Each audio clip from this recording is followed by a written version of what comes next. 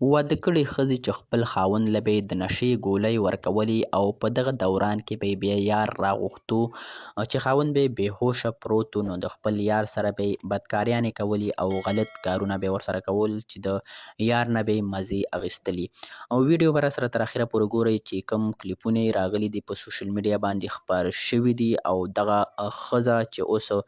ګیره شوې ده، نو ویډیو راسره تر اخره پورې وګورئ، دغه معلومات درکوم. کتونکو دغه ښځه چې اوس په تاڼه کې دا بیان یې راغلی دی او ویلي دي چې ما په کومه طریقه خپل خاوند له ګولۍ د نشې ورکولې او دغه یار به مې راغوښتو چې ما به ورسره بدکاریانې کولې. کتونکو دغه ښځې ویلي دي چې ما کله واده وکړو د ده سره، نو زما ده سره 2-3 کاله ښه ښایسته زندګي تېره شوله، خوشحاله. خو په یو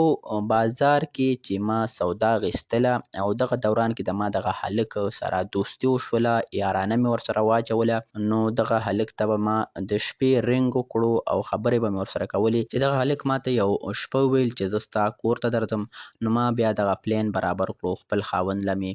چای تیار کړو او په هغې کې مې ورله د نشې ګولۍ واچولې چې هغه ما ښه بېهوشه شو او اوده شو. نو ما خپل یار کور ته راوغوښتو او موږ یو بل سره میلو شولو او په دغه دوران کې چې موږ د یو بل نه دغه کار ویډیوګانې او د مینې محبت ټولې کیسې ریکارډ کړلې. نو بیا به دغه کار ما ډیلی کوو، روزانه به مې کوو او په دغه کار کې به ماته ډیره مزه میلاوېدله. خپل خاوند له به مې چای تیاروو او کور ته به مې دغه یار راغوښتو چې ما به د خپل یار نه د خپل حاجت پوره کوو او مزې به مې ترې اخیستلې. دغه ښځه چې خاوند پرې پوهه شو او اوس یې تاڼې له ورکړې ده چې ګرفتاره کړې ده، نو کتونکو دغه ښځې هغه کسانو له میسج هم ورکړی چې ما نه خو ډېره زیاته غټه غلطي شوې ده او تاسو